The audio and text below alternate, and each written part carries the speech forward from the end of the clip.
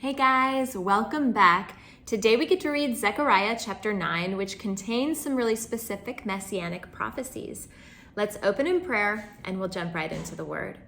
Father, thank you so much for your word. Lord, I pray that you would reveal yourself to us through your word. Reveal your plans, your will, your purposes. I pray that you would reveal your truth to us, Lord, and give us the wisdom and discernment to understand your appointed times and seasons and to know what we and the church and what Israel must do. Lord, we thank you for all these things in Jesus' name. Amen. Amen. Zechariah chapter 9. The word of the Lord is against the land of Hadrach and will rest upon Damascus. For the eyes of men and all the tribes of Israel are on the Lord, and upon Hamath too, which borders on it. And upon Tyre and Sidon, though they are very skillful, Tyre has built herself a stronghold. She has heaped up silver like dust, and gold like the dirt of the streets.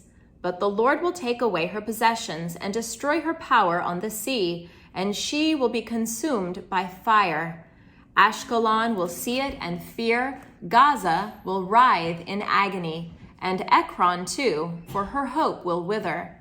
Gaza will lose her king, and Ashkelon will be deserted.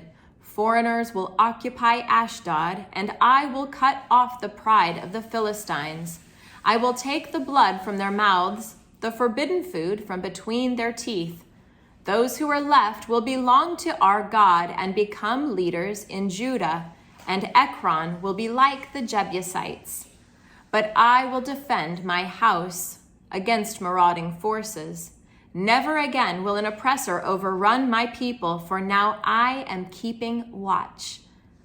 Rejoice greatly, O daughter of Zion. Shout, daughter of Jerusalem. See, your king comes to you, righteous and having salvation, gentle and riding on a donkey, on a colt, the foal of a donkey.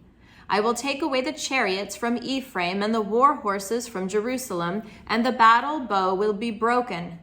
He will proclaim peace to the nations. His rule will extend from sea to sea and from the river to the ends of the earth. As for you, because of the blood of my covenant with you, I will free your prisoners from the waterless pit.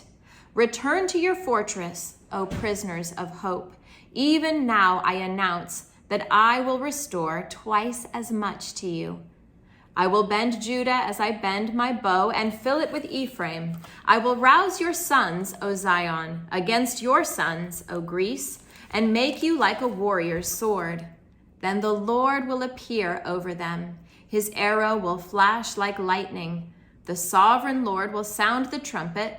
He will march in the storms of the south, and the Lord Almighty will shield them. They will destroy and overcome with sling stones. They will drink and roar as with wine. They will be full like a bowl used for sprinkling the corners of the altar. The Lord their God will save them on that day as the flock of his people. They will sparkle in his land like jewels in a crown. How attractive and beautiful they will be. Grain will make the young men thrive, and new wine the young women. That's a beautiful point of promise to end that chapter on. Let's close with the exhortation in Philippians 4, verses 4 through 5. Rejoice in the Lord always. I will say it again. Rejoice. The Lord is near. Amen. And that is very good news. I'll see you next chapter.